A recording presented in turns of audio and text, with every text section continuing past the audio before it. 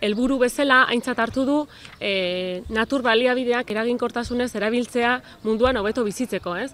Ta orduan lema hori edo helburu horri hartuta Tolosaldean 2011an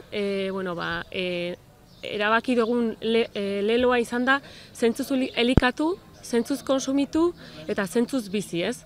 Lema horren atzean, Tolosaldeko, ez bakarrik Tolosaldeko udalek Agenda 21aren baitan egiten dugun lana azpimarratu nahi dugu, baizik eta Tolosaldeko beste eragile kontsumo iraunkorraren inguruan egiten dituzten bere sensibilizazio, bere ekintzak eta bere ekimenak nahi ditugu azpimarratu, ez?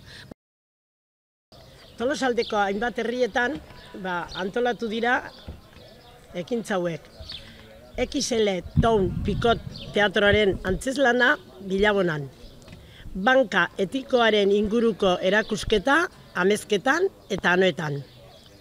Eider Elizegi Mendizale eta blogariaren hitzaldia Hiruran.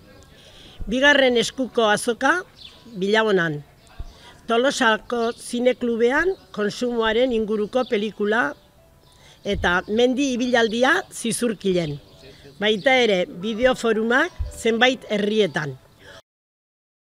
Kurtso honetan aurrera eraman dugu Tolosaldean garapen hezkuntzako kanpaina bat eta Tolosaldeko 10 eskolan egon gara lanean ipuin kontari baten bidez eta zenbait material pedagogikoen bidez eta gure helburua zen elikadura subiranotasunaren eskubidea txikienak ezagutzea eta baita ere eskubide horren aldarrikapena gizartearengan zabaltzea.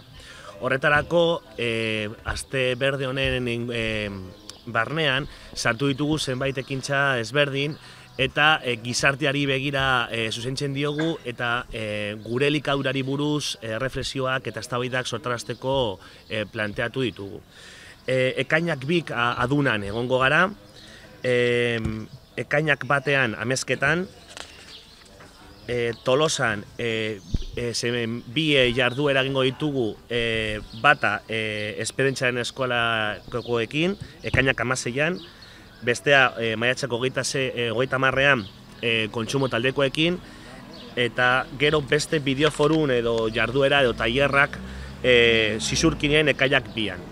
Baita ere, honen barne, sartu dugu baita ere ekintza handi bat edo desente jende espero dugula ekarriko duena eta esango da Poliposeidas antzerki taldearen representazioa, ez? Beraiek Andaluziakoak dira eta polipoesia formatua erabilita el abecedario del cambio antzeslana aurkeztuko dute hemen Tolosan eta izango da ekainak 4 larunbata gaueko 10etan Tolosako zerkauzian, bai?